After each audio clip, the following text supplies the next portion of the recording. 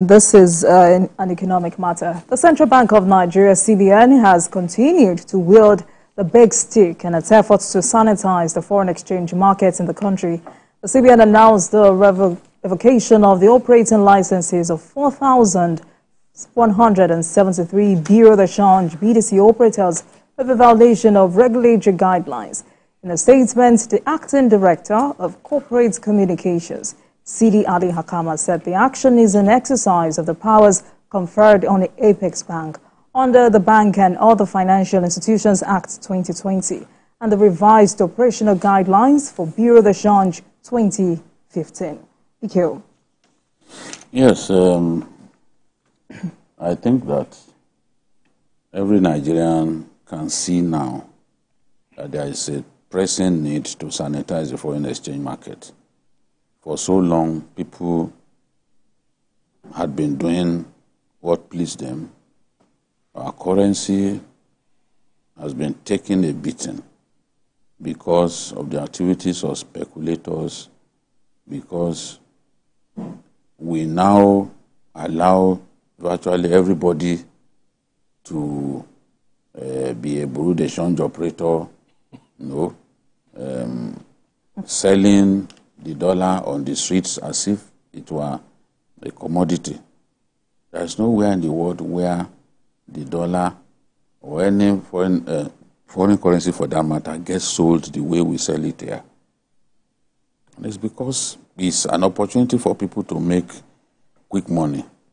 NNPC staff, CBN staff, the big people in the CBN, they all have this bureau de change outfits. Why do we need as much as 5,000 plus bureau de change? Yes. Why?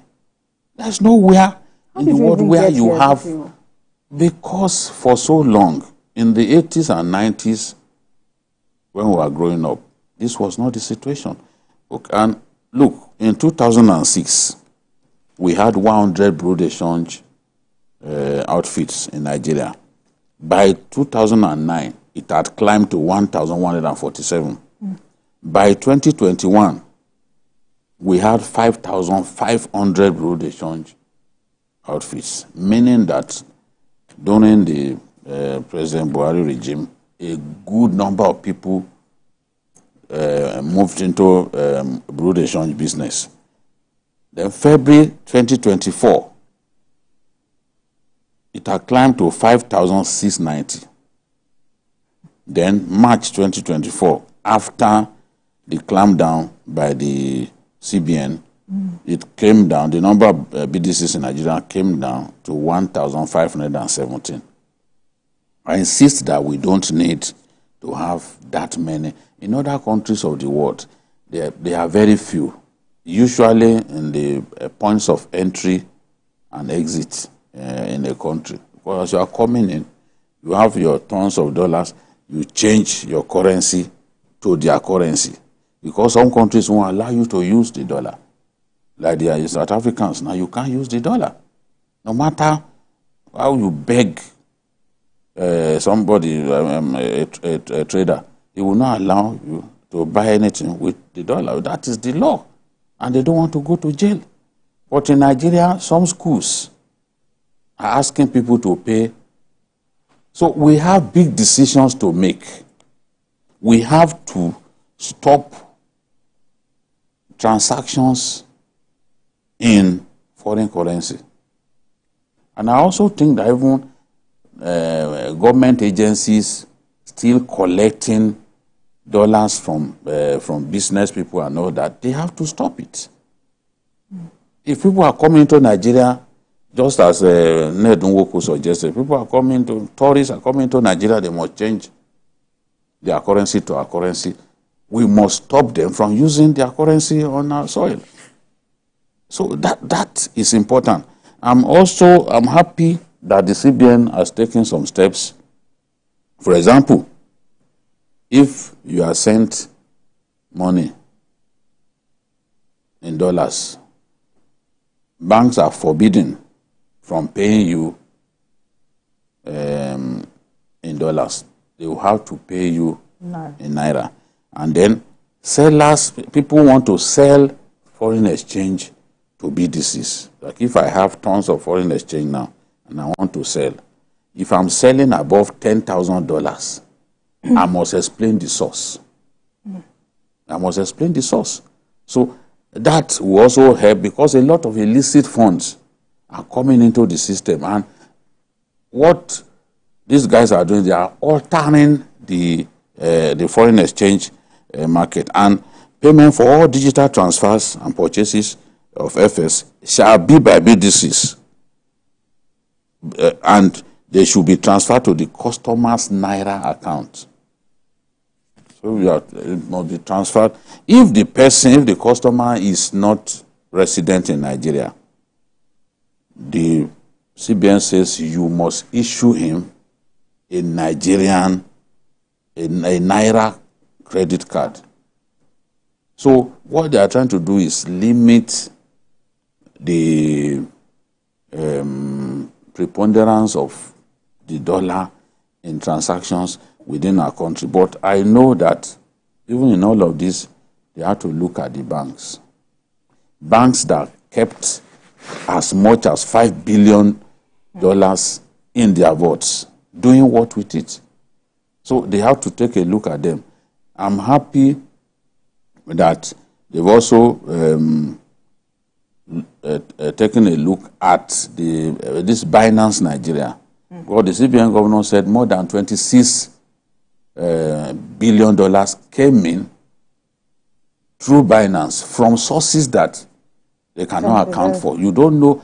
The suspicion is that this must have been either stolen money or money meant to energize terrorism and all that in our country. You have to know who is. If you go to South Africa and want to change currency, they will take your passport. They will have a record of it. They are not going to stand by the roadside and be speaking to some person who will now. No, they will take your passport. You have a record of it. If you are involved in crime and all that, they will catch you easily. So we too need to begin to take these steps to help to strengthen our currency. The CBN governor talked about paying some of the debts that the previous administration owed. You know, they're owing airlines about $2.2 billion. And he said, okay, another $400 million has been released to clear part of the indebtedness. My feeling, my belief is that if we are able to clear all of these debts, it will improve the confidence. It will make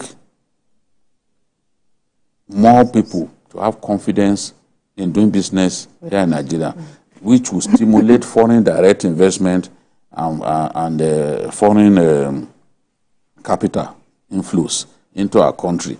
You can see that because of the reforms, 2.2 billion has come into our country by way of foreign capital inflows, because there's a level of confidence in the system. They can see that you are paying, but nobody wants to come to a country where he cannot repatriate his funds. You do business here. That's why the airline, Emirates, for example, they stayed away. That's because correct. they are owing them. So I believe that once we are able to do this, more people will come into the country to do business, get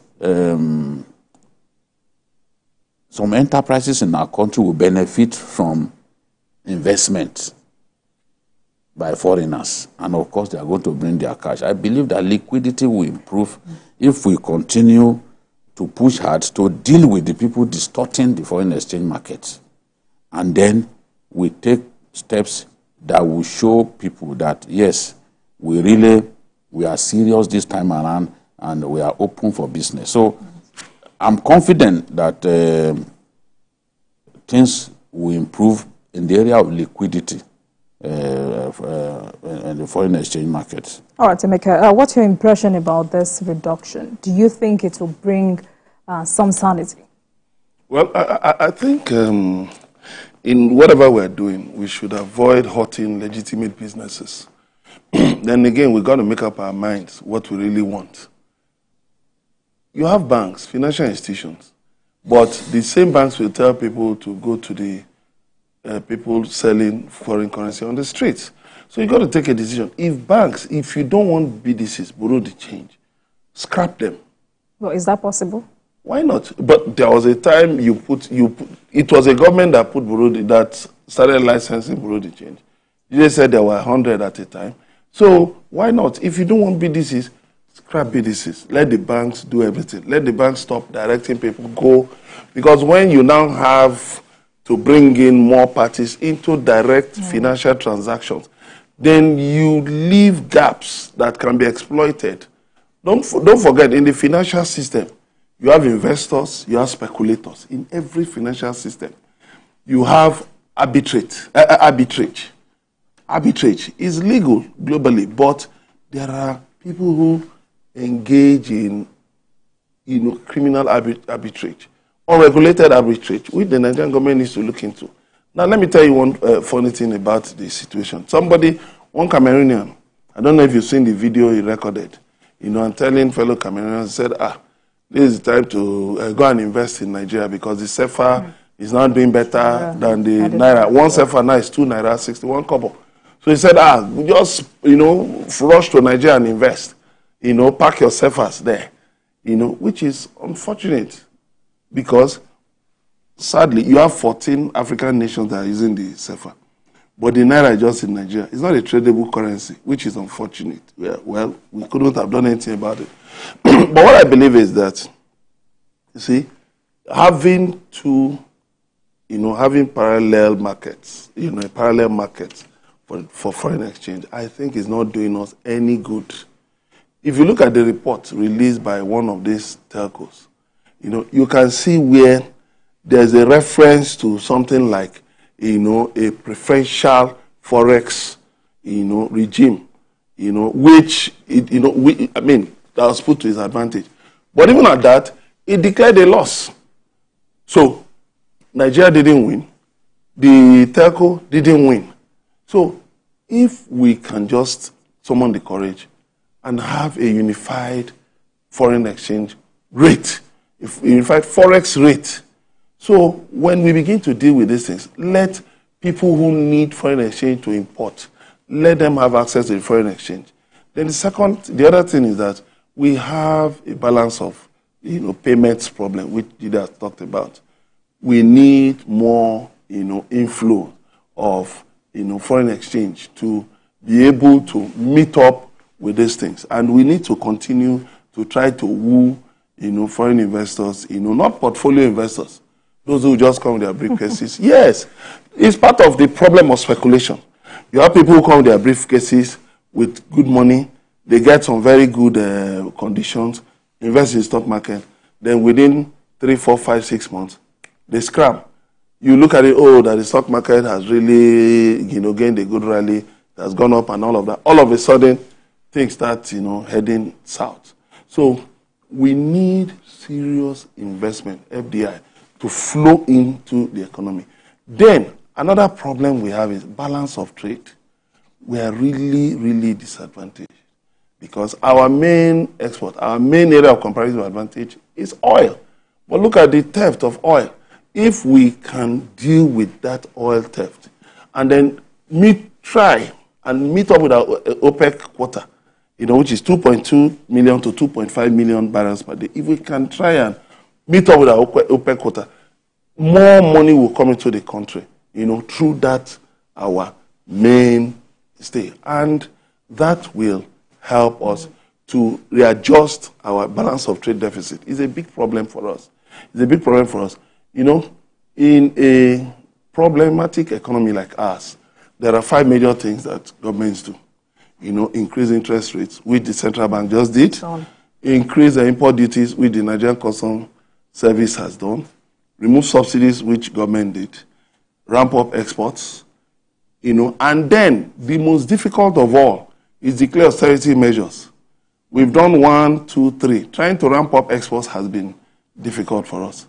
But, you know, I hope government will not have to get to the point of imposing austerity measures in order to arrest the galloping inflation. I just hope that this galloping inflation does not jump into hyperinflation. So the government should, like Dira said, make the big decisions so that we stabilize the system. All right, BKO. I mean, you heard Emeka. Can we really scrap BDC operations in Nigeria? And also, I'm looking at the infractions CBN talked about here.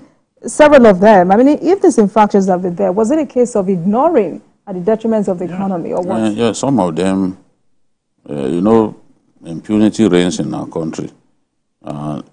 These guidelines are well known to these guys. The Bank and Other Financial Institutions Act 2020, Act number 5, and the revised operational guidelines for Bureau de Change operators 2015.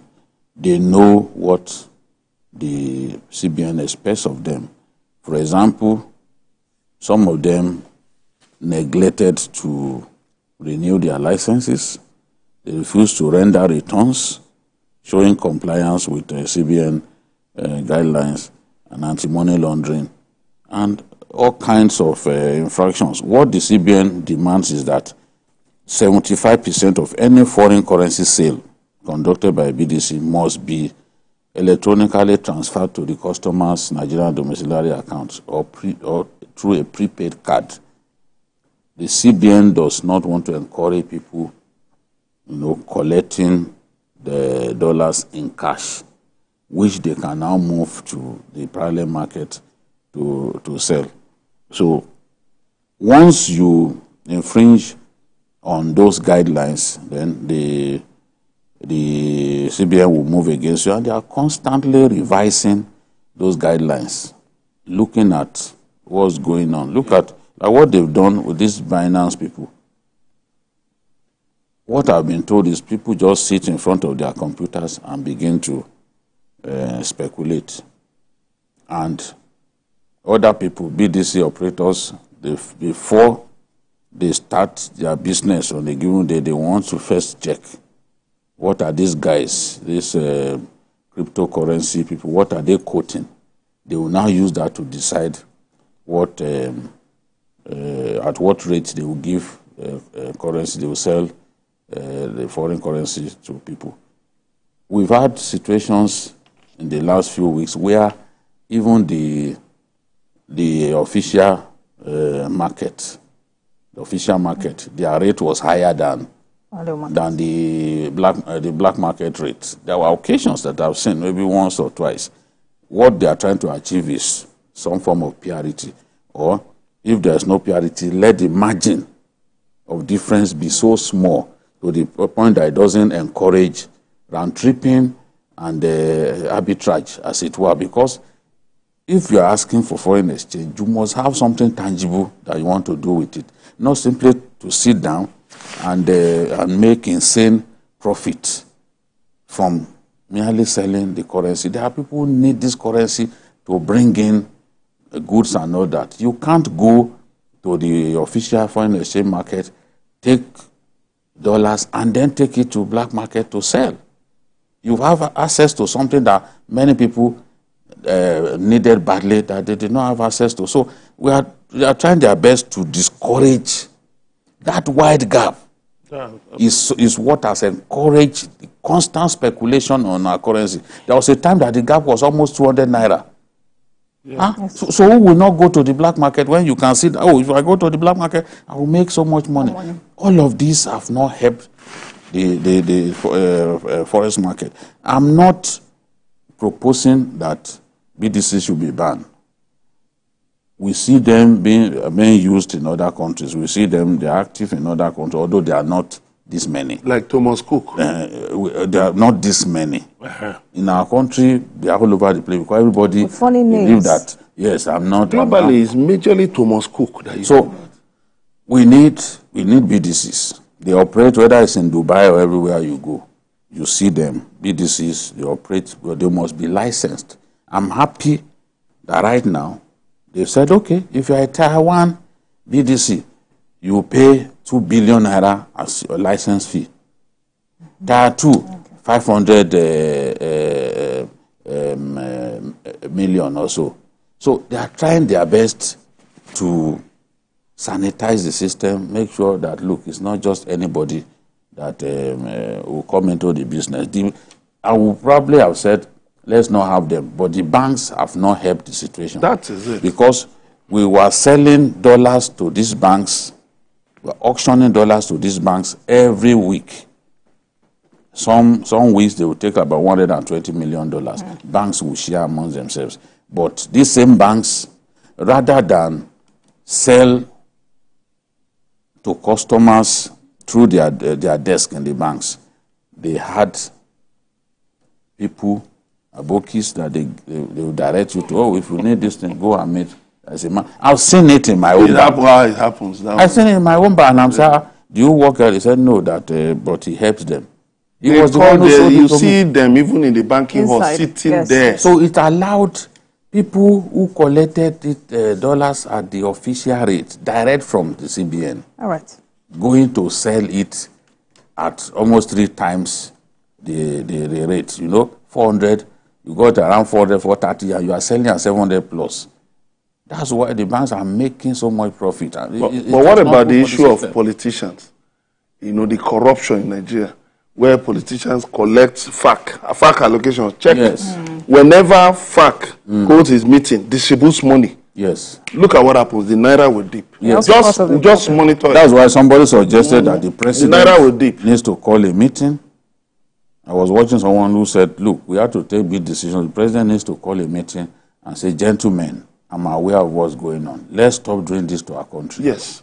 Because their security vote, you know, nobody audits their security vote. So they take a good chunk of the security vote and simply convert to dollars. And what do you say? Let's move on to our final discussion for today. The crisis rocking the